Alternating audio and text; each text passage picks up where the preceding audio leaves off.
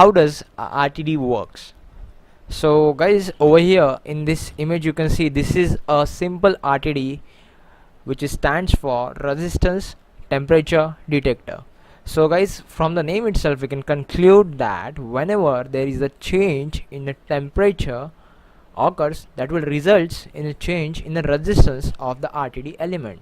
So guys, this is the RTD bulb, which is an RTD element, and typically the platinum is used as a RTD element. So guys, this can be the PT100, PT500 or PT1000. So these are the various types of this RTD element. PT100 shows the 100 ohms of resistance at 0 degrees Celsius. PT500 shows the 500 ohms of resistance at 0 degrees Celsius, where 1000 shows the 1000 ohms of resistance at 0 degrees Celsius. So guys, this platinum is used due to its various properties such as good linearity, high temperature coefficient, and the inertness due of the various activities, or we can call it as the inertness to the various reactions basically. So guys, this particular RTD can be used up to 850 degrees Celsius. So guys, this RTD is industrially is shown like this basically. So the industrial RTDs can be used in various applications such as in aircraft manufacturing, or in the processing units, processing plants. It can be used in the power plants also, nuclear power plants, pharmaceutical applications, metal processing, heat treatment applications. This is the metal processing units, the lathe and all everything. HVACs also we can use this RTD, and in the bottling plants like in the plastic applications. So guys, this particular RTD is having this all the various applications. So guys, along with the application, the types of the RTDs can also change. So guys, there are n number of the RTDs which used worldwide as per the application and as per the requirement. So guys, this particular industrial RTD is shown over here. The next one is the autoclave RTD, which is used in the sterilizers process. Over here, this third one is this the transition joint RTD, which is also used in various industries. So over here, this one is the bearing temperature RTD, which is used for the measuring temperature of the bearings. This is plug and jack type, that is the connector plug and jack type RTD basically. So guys, these all are the some of the RTDs. So there are a lot of types of the RTDs which is used in industries. So guys, let us talk about some construction of the RTD.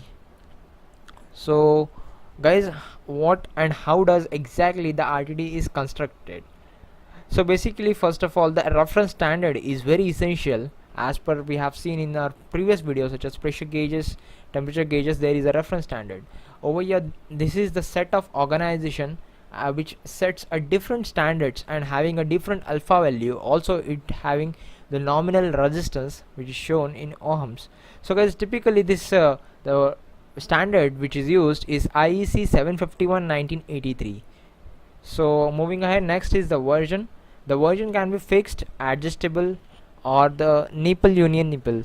So the fitting which is shown over here, the version varies as per the fittings.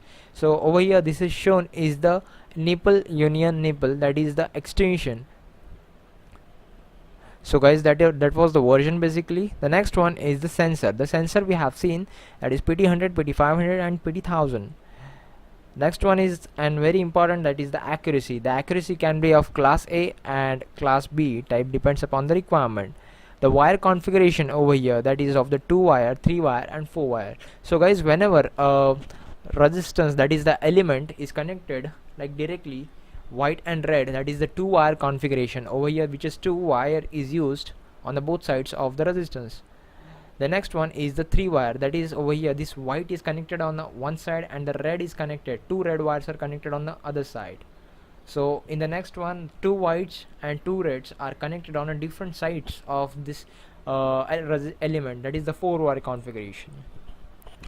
So guys, moving ahead, next is the sheet diameter. The sheet diameter of the 6 mm, 8 mm or 10 mm, that can be of the stem diameter as well, and the sheet length, stem length is depends upon the requirement and it will vary basically.